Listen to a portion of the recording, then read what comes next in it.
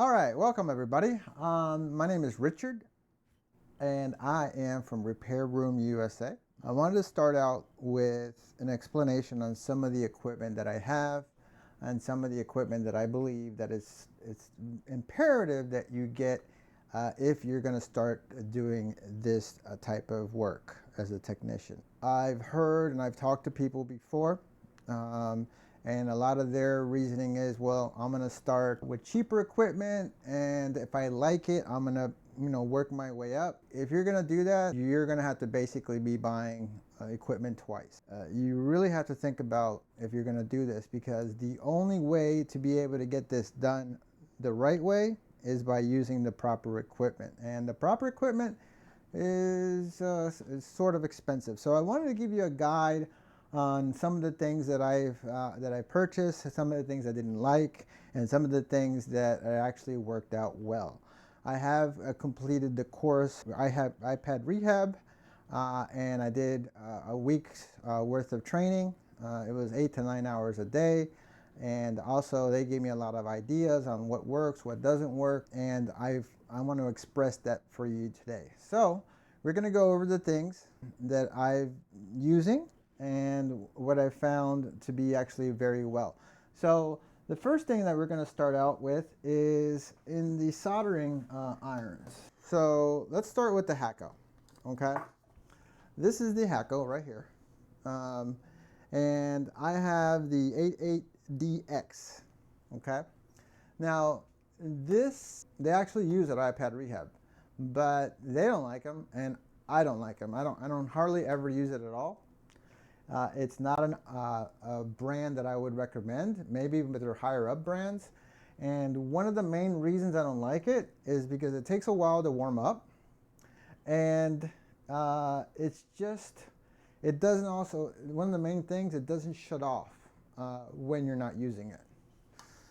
My go-to is actually this one, which is a Sugon A9. Now the Sugon, let me show it to you. Now this machine is actually very, very good, and the tips are the same type of tips as the JVCs. Now you see the tips that these come with is that they're all, if you look at them, the heating element is actually tied into the whole piece. These are the same type of tips as that you get like with the JVCs. Now they have a precision iron, and they have a micro iron. Or this was the micro one right here. And if you see that these come out like this and go in like that, and you're ready to go. This is the flathead. It does come with 3 different irons. It comes with this flathead like that, which is the one they call this a knife edge. I use this a lot. And this curved tip, and then one just like it, a fine tip, straight tip like that. And then you can also get this in the next size up if you want to do work like that.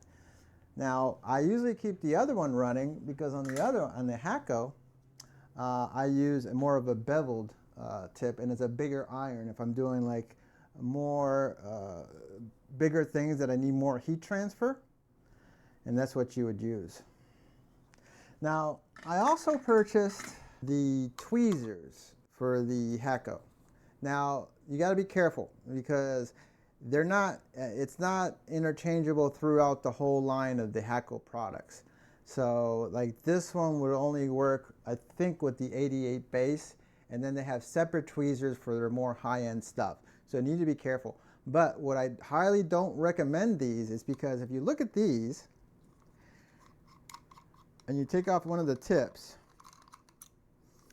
the heating part is separate from the actual part that gets hot.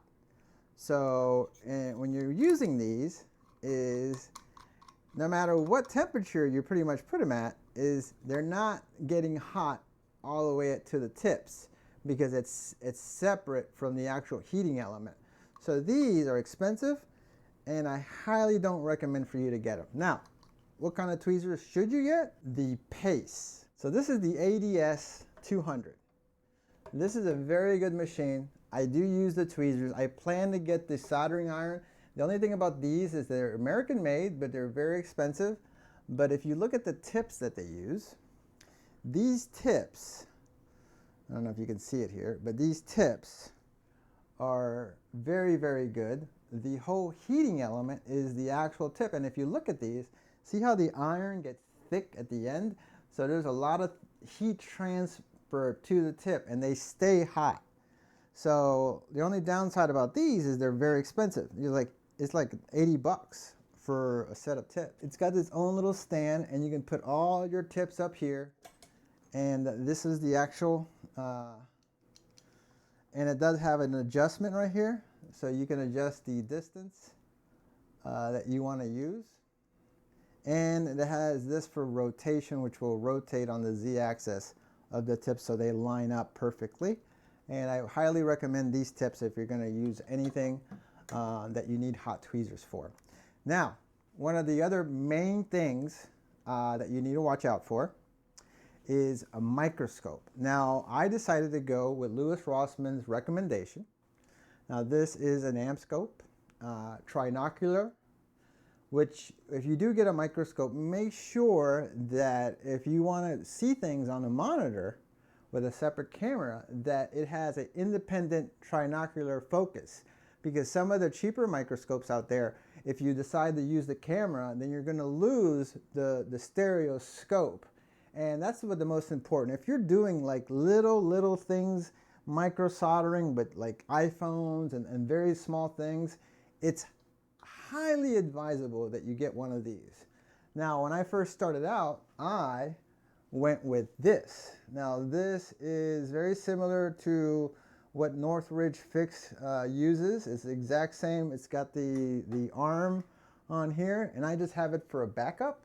And the reason I got it is when I first started getting into this is that Alex from Northridge Fix, he said that you don't need, or he doesn't need anyways, a regular trinocular stereoscopic microscope. But what I found out very quickly is when you're working with very tiny components, seeing them in 3D makes a huge difference. So unless you have a lot of experience and you're not working with tiny little things like iPhones and motherboard and stuff like that on tiny little parts, then yeah, go with the regular optical microscope. But if you're working with anything else, I highly recommend this one. These are exactly about the same price as this, and if you want, you can use it like this one and put it on the monitor and see it like that. What other things do I recommend? Now, you're going to need tweezers. So a lot of the tweezers out there, it just depends on you want to experiment. But I found that these blue titanium tweezers that you see all over the place are pretty good. You're definitely going to need a straight one. You're going to need something with a curved edge. These are from iFixit, and I love them. These are like my go-to. They're non-magnetic, and I use them all the time, especially for reballing. These are some of the other tweezers that I found that are pretty decent. I think I got most of these on iFixit. These have the little groove on them, like that. Are good for certain chips and stuff that you want to pull off the board. Here is another one with the lady's foot for holding things down. The only thing is these are very, very pointy for grabbing things. And then the same blue ones, but these have the curved tips on them. Another hack that you want to do is if you want to get some of these and then actually bend the tips in just slightly on towards the inside, then these are very handy for grabbing chips that you're trying to pull off the board when you have these tips bent towards the center of them. Now, if you're going to get any kind of tweezers for precision, I recommend that you get a stone like this. You can get them on iFixit.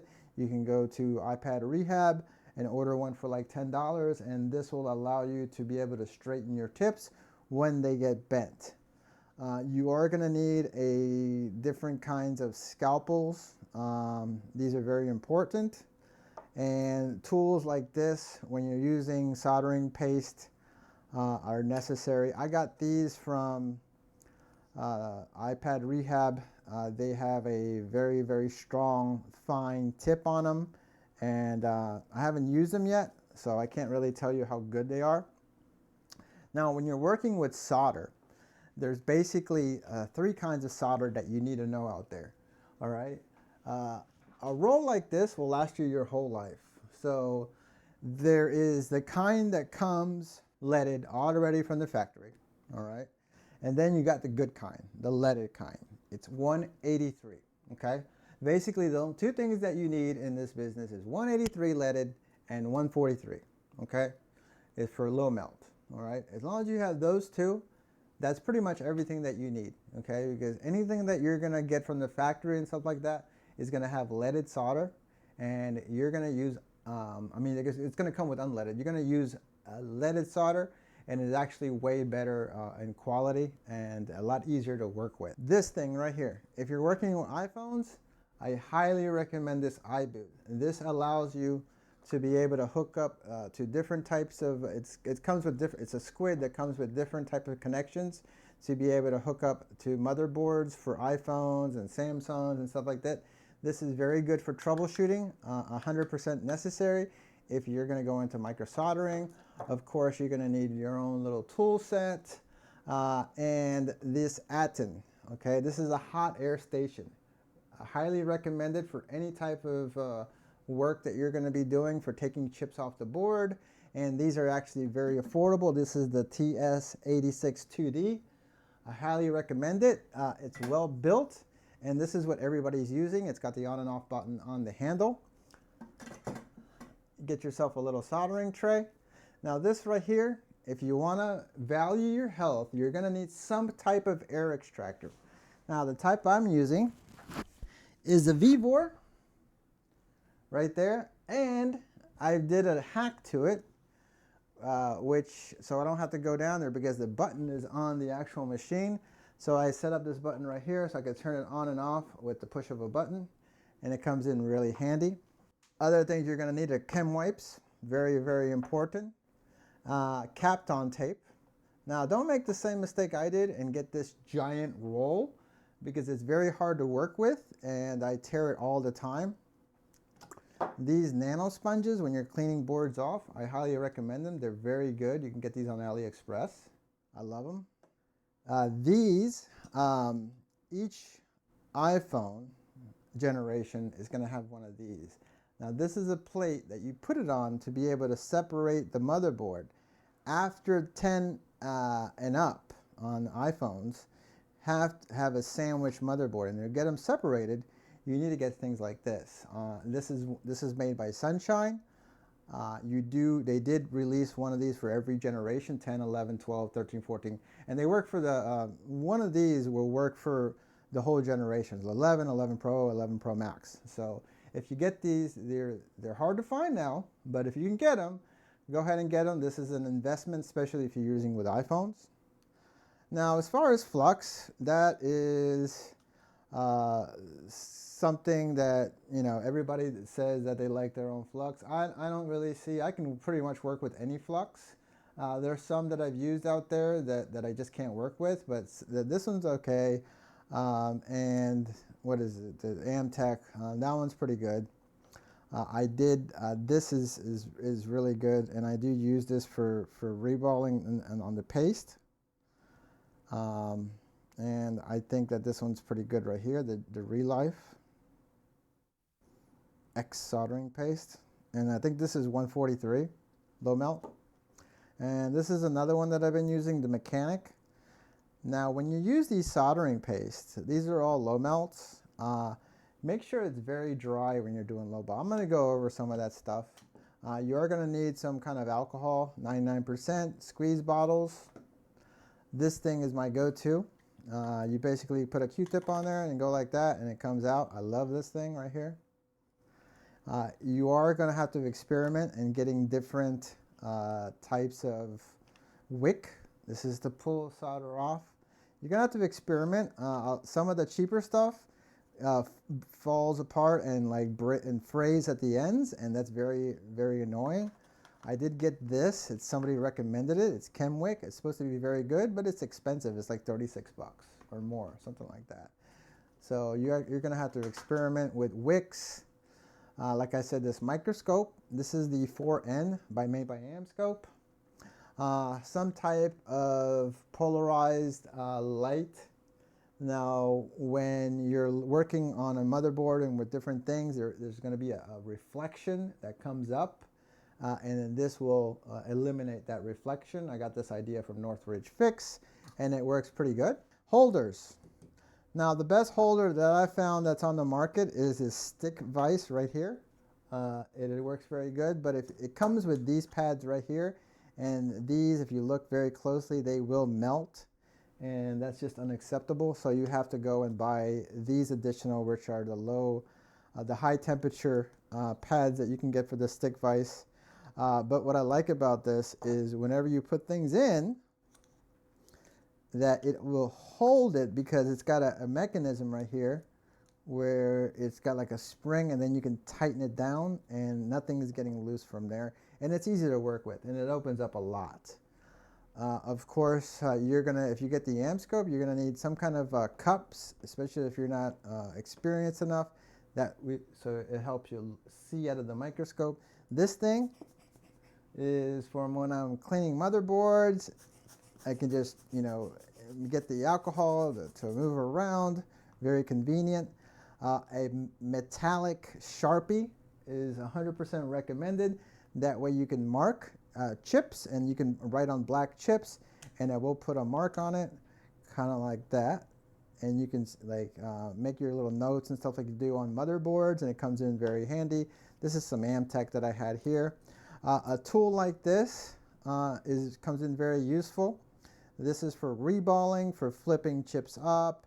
You can put different types of head on it. Now, if you do get something like this, try to find one, and I haven't been able to find it yet, that's got a serrated edge to it. There's some kits out there that come with a serrated edge on both sides and one side.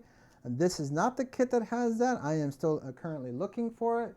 But I think I ordered one from my Rehab store that does include that. So that comes in handy. This I do not recommend for separating phone screens, because you have to have an availability to be able to hold the back, so to get the front up, or vice versa. And if you have one side that's cracked, it's not going to do it very well. So I don't recommend this at all. Like I said, I think the chem wipes I already mentioned. Now, brushes. Brushes for cleaning. Brushes come in very handy of all types. Toothbrushes, different kinds of brushes you're going to need. Different picks, if you can find different picks and stuff. This is a dental pick. This helps you for when you're reballing a chip and stuff like that, for getting things out of the way. Experiment with different types of vices for chips. Those come in handy. Any kind of rotary tools for scraping or sanding, highly recommend something similar to this. Different kinds of tools, some kind of weight for holding things down. The Oxid is very good, especially for video game consoles. It comes in very handy. A multimeter. Now, I use this one right here. This one's okay. Whatever you get, make sure it's auto ranging. If it doesn't have auto range, don't get it. It's just going to be a pain in the butt, especially if you're new to it. Get something that automatically knows, pretty much what you're looking for in the range, and get something with auto range on it. Now, if you can find something that beeps while you're in diode mode, and the only one I've found to do that is the Fluke 115 so far. This one doesn't beep in diode mode, but if it beeps in diode mode, it's handy. Some kind of USB digital tester. This is very necessary for diagnosing. And different kinds of stencils. Now, if you can still find these 3D stencils, I think the guy that made these died, but these are very, very good. I will go over that in similar videos, but don't get the universal stencil, especially if you're first starting out. You're gonna have to buy a stencil for every generation. So these are very good. They're not that expensive, and they work very well. Something for holding your miscellaneous tools, some kind of power supply. The one I use is the Unity. That's the UDP 3305S/E. It's kind of expensive. You don't need a 3-channel one like that, but that's great for diagnosing. And then back there, that is a solder sucker. You don't need that really at all unless you're working with a lot of things that have through holes.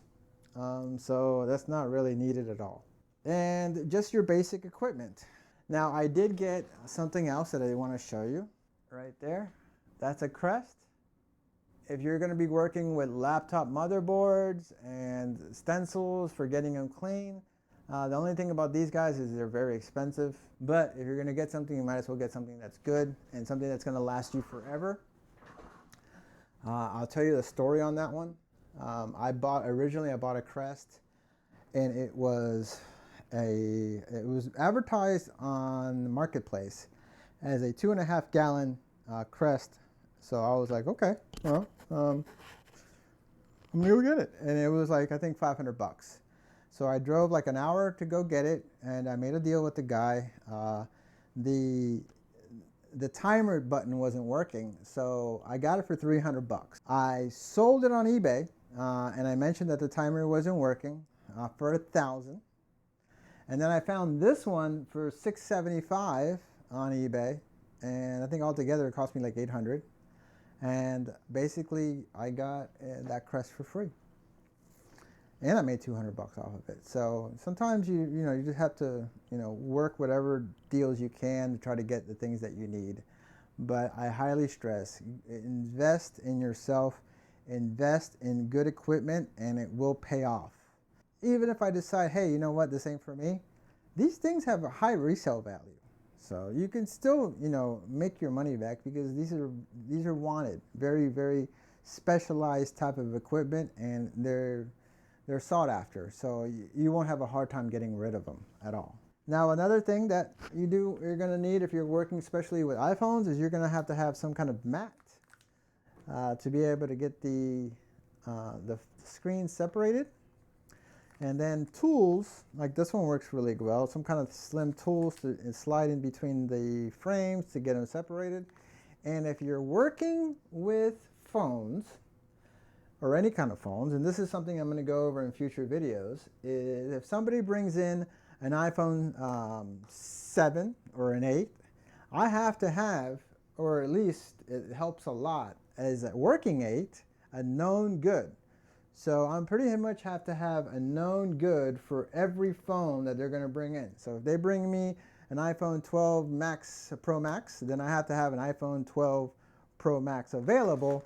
That way I have a working good phone. And I'll explain more of that in future videos and why that's so important. But basically, you can either try to figure out and get them all before you start your business, or you can get them as customers come in, and then just try to find them online, and so they're available to you so you can diagnose the problems with a working, known, good phone.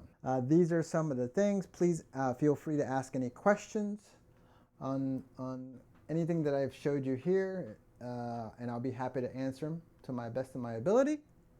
And I hope you guys learned something. Remember, my name is Richard, Repair Room USA, and please subscribe. Thank you.